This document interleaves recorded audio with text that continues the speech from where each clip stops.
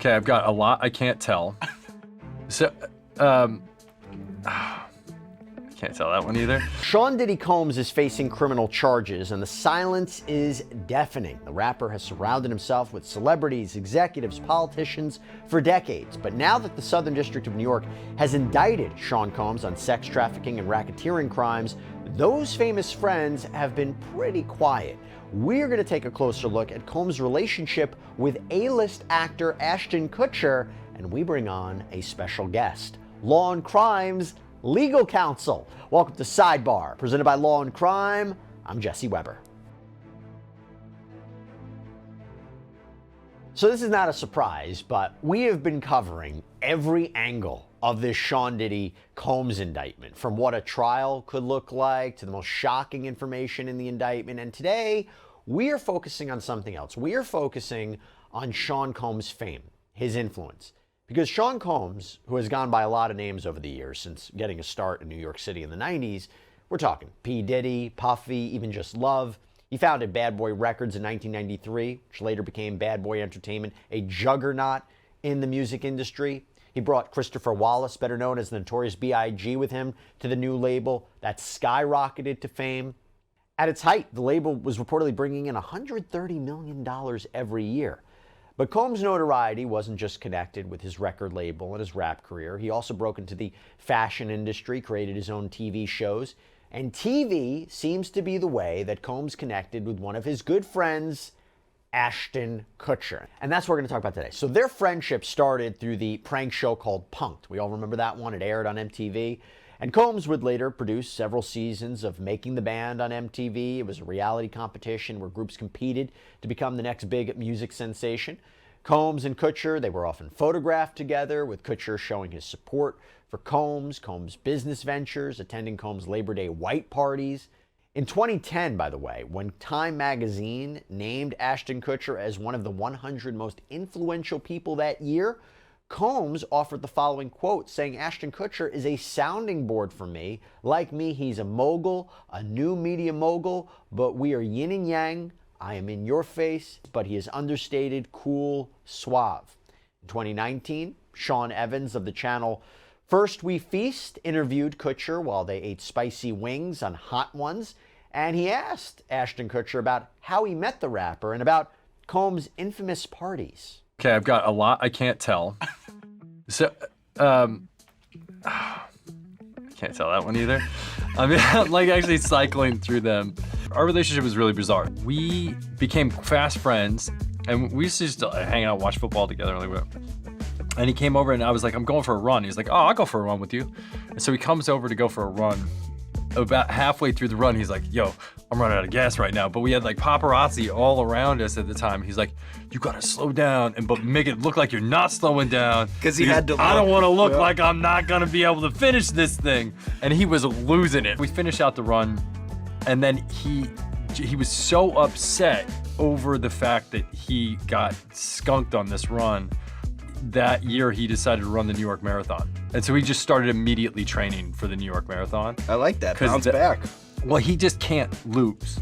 Even when he's that close to humility, that like it becomes a driver. And so then he went out and ran the New York Marathon. Hey, I know I say this a lot, but really thank you for coming to us for our Sean Combs coverage. It's not something we take lightly. We really, really appreciate your trust in us. And we're going to continue to bring you updates and angles in this story. And one of the reasons we're able to do that is because of the amazing support that we get from our sponsors, and that includes our sponsor, Upside. Now, Upside is awesome. Upside is a free app that helps you get cash back on daily essentials like gas and groceries. No joke. Real cash back, money that appears in your Upside app that you can transfer straight into your bank account. The other day, I used Upside to find a gas station, claimed an offer, paid with my credit card at the pump, and then followed the steps on the app to get cash back. So simple, so easy to use. Why not try it? And you can use Upside at all different kinds of places.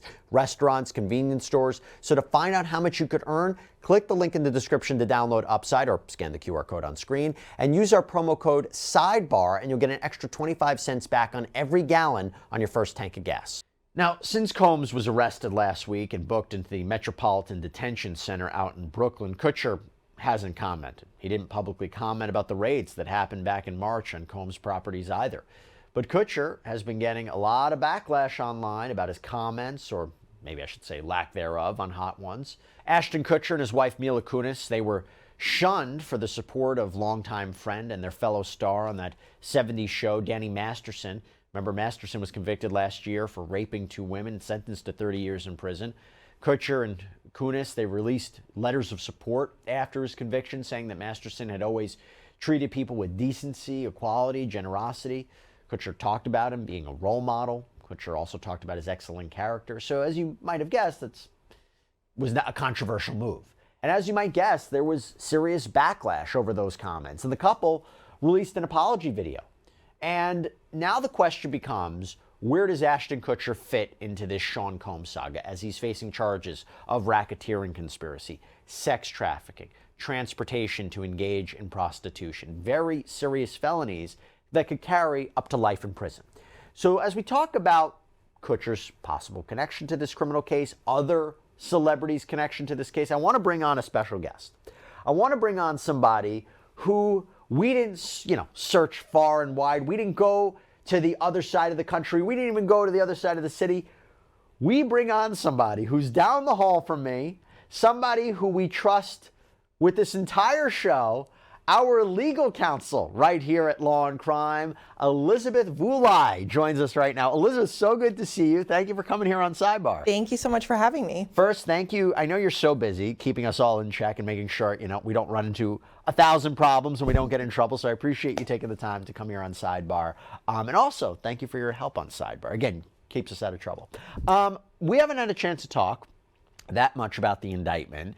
I asked everybody this in the past week. What were your overall thoughts on the Sean Combs indictment? Is it what you expected? Did you expect to see something else? What's your take? Yeah, I mean, I found the allegations in the indictment, like a lot of people, really disturbing and distressing, just reading about the details, everything from, the alleged assaults he inflicted upon these women to, the allegations of how he apparently coerced certain women into engaging into acts with commercial male sex workers.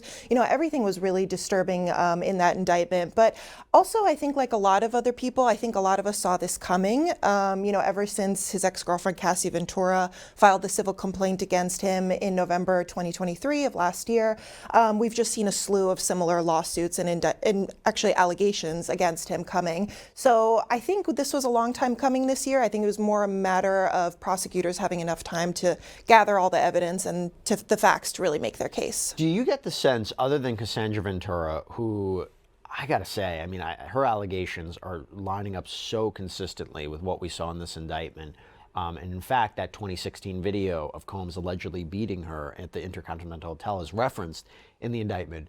Do you get a sense from all the other lawsuits that were filed, who else might be a cooperating witness in this case? Was there other details from those civil lawsuits that make it their way into the indictment? I did a sidebar on this. I think there's something to say that Rodney Jones, the former producer of Combs, that he first alleged racketeering, and now we see this racketeering charge. There might be something there, but anything else? Or it's tough because it's not that specific in the indictment. Yeah, it's a little bit tough because there weren't that many other names mentioned in the indictment, but I think you're right in that we do see a lot of overlap between the charges that were in the indictment and the allegations other people are making.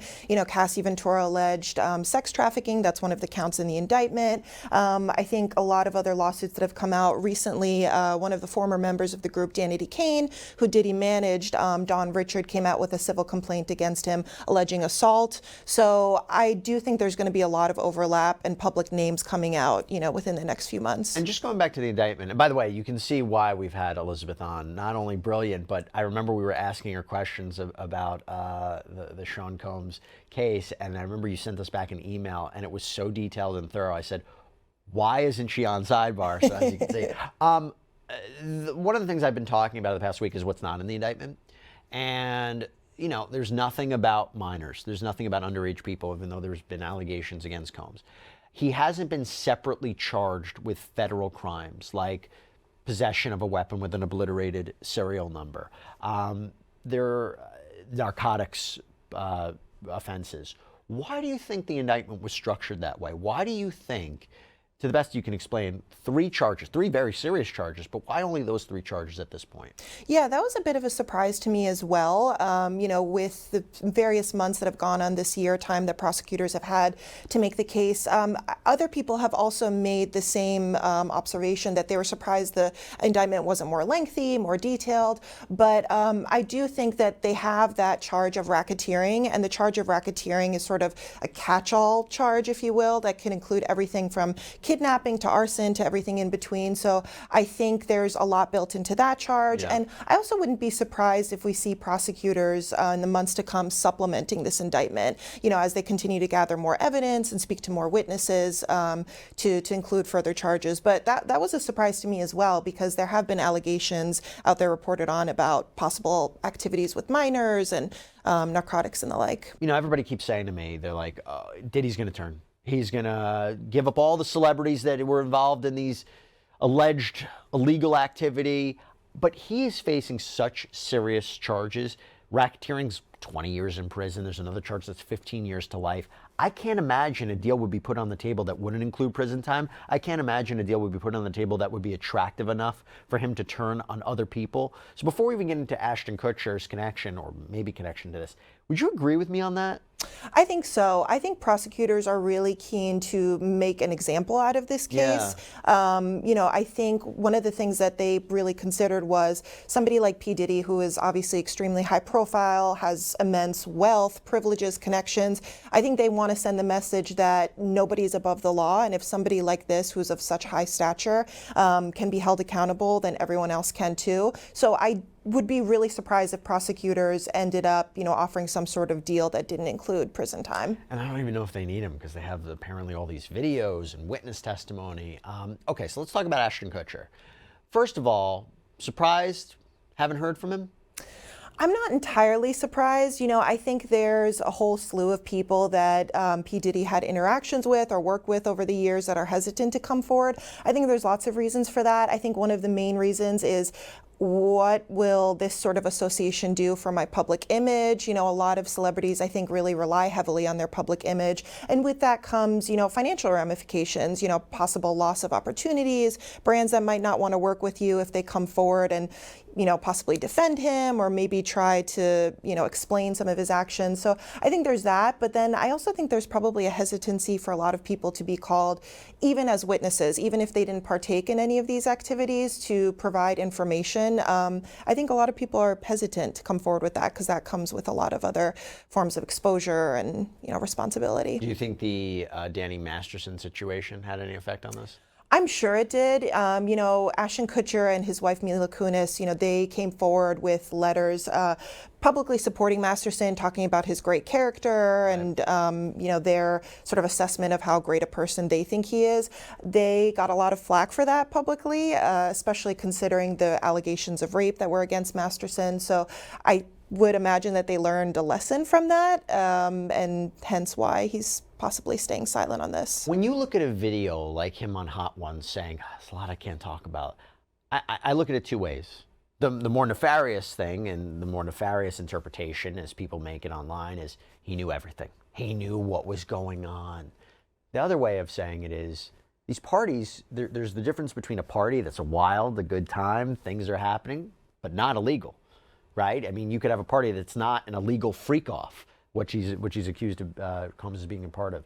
And I think that distinction is important there. So when you look at it, at a video like that, how do you interpret it?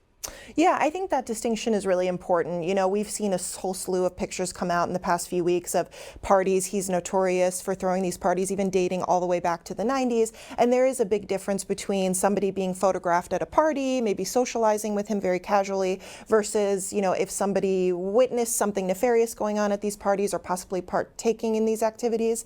I've seen a lot of videos of celebrities and high-profile people kind of alluding to the same thing, as saying, well, I've been to these parties back in the day. I can't really talk about what went on, but there is a difference. It's not a crime to throw or attend a wild party, but if you're at a party and you're walking down that hallway and there's in the next room somebody's being coerced into doing something they don't want to do, that's a whole different situation. See, the feeling is people aren't coming out and saying, what? This is a shock, had no idea. You're getting this feeling like it was an open secret that something nefarious was going on at these Diddy events because of certain comments that people are making. You know, it was one thing when Harvey Weinstein was arrested and celebrities came forward pretty immediately and said, look, I heard rumors about him. I totally condemn it. I never witnessed anything like this. It's abhorrent what he did.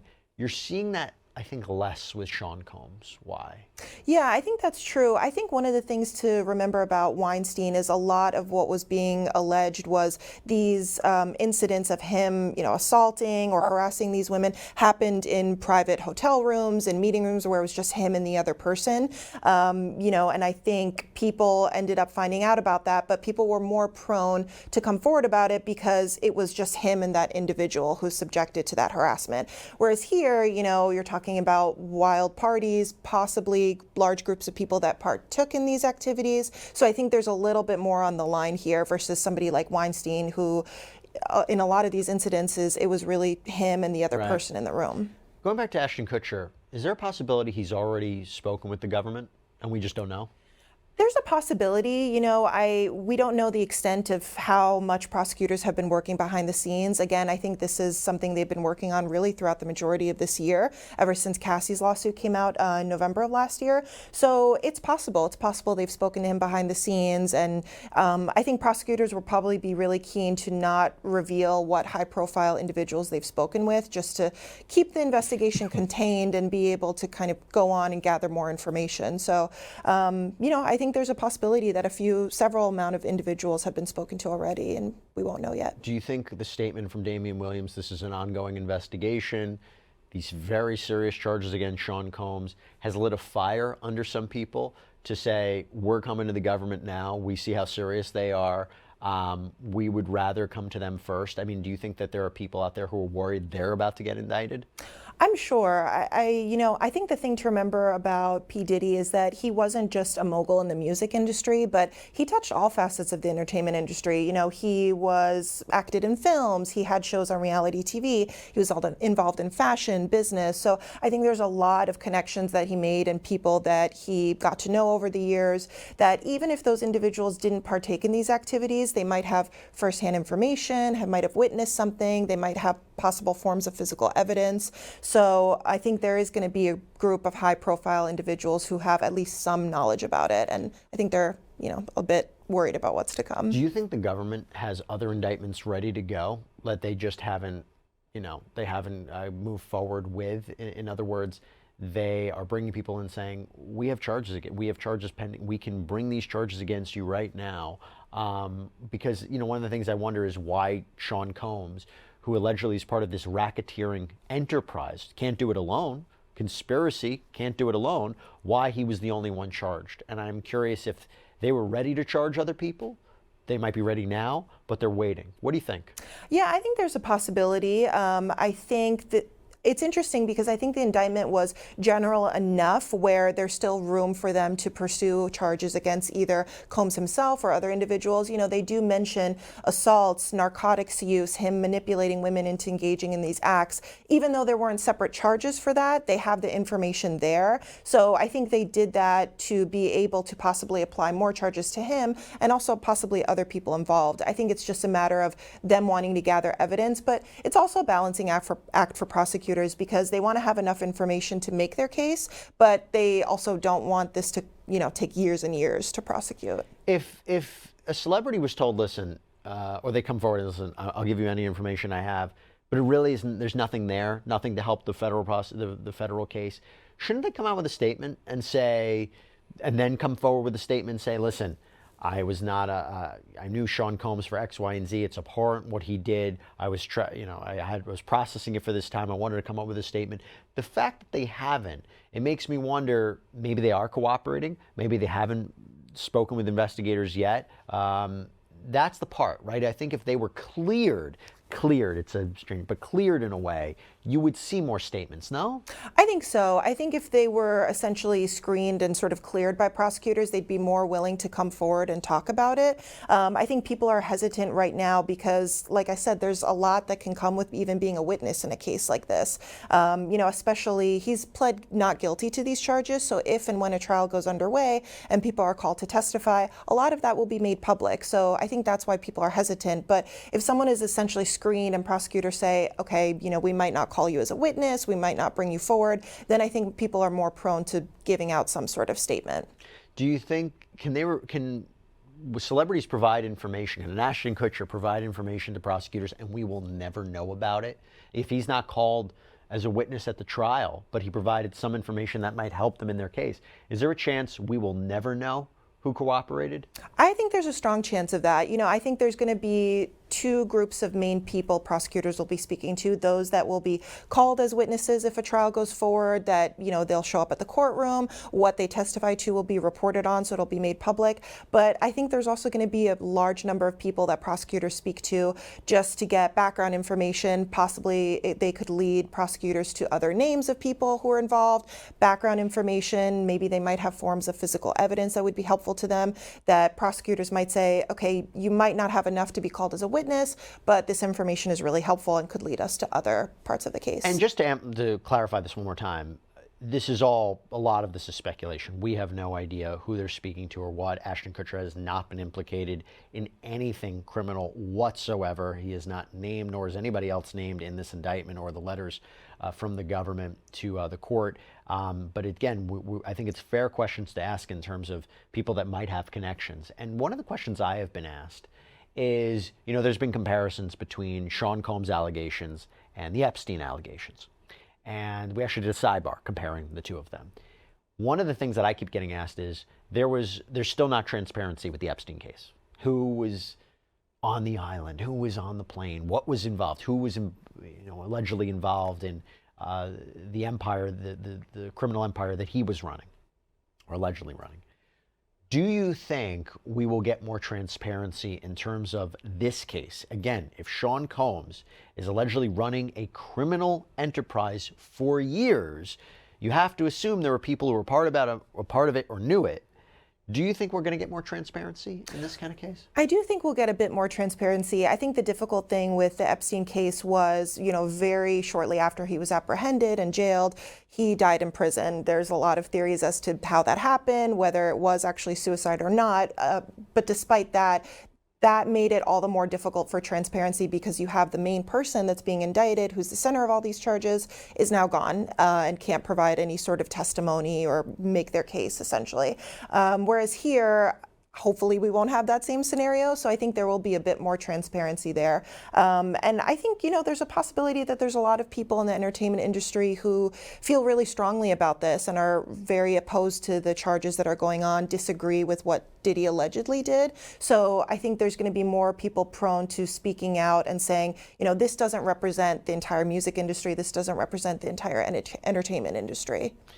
So we'll see. I mean, it's only been 1 week, but it feels like a year already because this has been going on for a long time. Yes. So we'll see where it progresses. We'll see if any celebrities make a statement, if anything comes through the wire about them somehow being connected to this case or speaking with the government. I'm not sure we'll get that information, but we will wait and see. Just an interesting conversation to have.